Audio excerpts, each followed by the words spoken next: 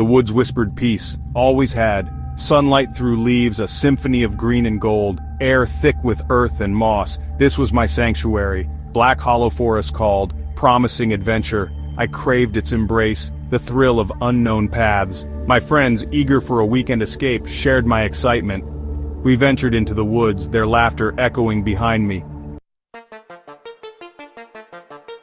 The deeper we went, the quieter it became. Sunlight struggled to penetrate the dense canopy above. Our laughter faded, replaced by the crunch of leaves beneath our feet. The air grew heavy, charged with an unseen energy. Phones lost signal, their screens blinking out one by one. We were alone, swallowed by the immensity of the forest. A shiver ran down my spine, a primal instinct warning me. Something felt off, the silence too profound. Campfire crackled, casting dancing shadows against the trees. We shared stories, our voices a fragile defense against the encroaching darkness. Legends of Black Hollow Forest surfaced, tales of lost hikers, strange lights, and creatures lurking in the shadows. We joked, but the stories clung to the edges of our laughter. The silence of the forest seemed to listen, to hold its breath. As night deepened, the stories faded, replaced by a silence so profound it felt like a living presence. Unease gnawed at me. Sleep wouldn't come. Every rustle of leaves, every snapping twig sent a jolt of fear through me. The forest seemed to whisper around our campsite, a language I couldn't understand but felt in my bones. A shadow moved at the edge of the firelight. My heart pounded. I strained to see, but it was gone.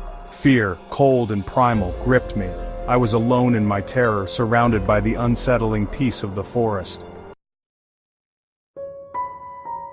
Section 5. A Circle of Silence. Dawn brought little comfort. The forest felt different, wrong. My unease intensified when I saw the empty sleeping bag. Where was Chris? We searched, calling his name until our voices were hoarse. The silence mocked us, swallowed our pleas for an answer. Then we found it, a clearing, eerily still. In the center, a circle of stones, ancient and unsettling. And Chris was gone. The forest held its breath, watching us with unseen eyes. Fear, sharp and cold, cut through the silence. The air grew heavy, oppressive. The trees seemed to press closer, their branches twisting into grotesque shapes. Panic clawed at the edges of my mind. The playful whispers of the forest had become a menacing growl. Every shadow seemed to hold a threat. Every rustle of leaves heralded something sinister approaching. We were trespassers in a world we didn't understand. The forest was no longer a sanctuary. It had become a hunter, and we were its prey. Footsteps, heavy, deliberate.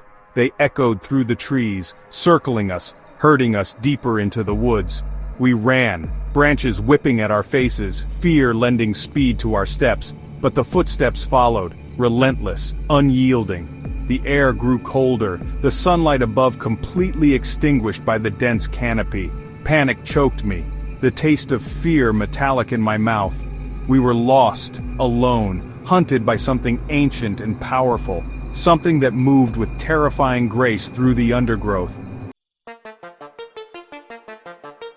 A clearing. Moonlight spilled through the trees, illuminating a figure. Tall, skeletal, its skin pale as moonlight. Its eyes, two black pits, stared at me. It moved with an unnatural fluidity, its limbs too long, its joints bending at impossible angles. Terror rooted me to the spot. Its gaze met mine and I felt a coldness seep into my soul.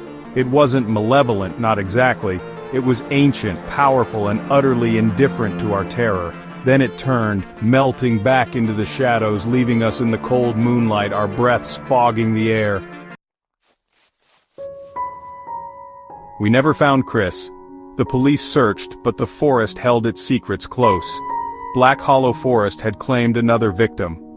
I returned to the city, to the noise and the lights, but the silence of the forest followed me. It lingered in the shadows, whispered in the wind. The woods no longer offered peace, only a chilling reminder of the unknown that lurked just beyond our understanding. And sometimes in the dead of night I could swear I heard footsteps approaching, slow and deliberate. and I knew the forest was watching, waiting.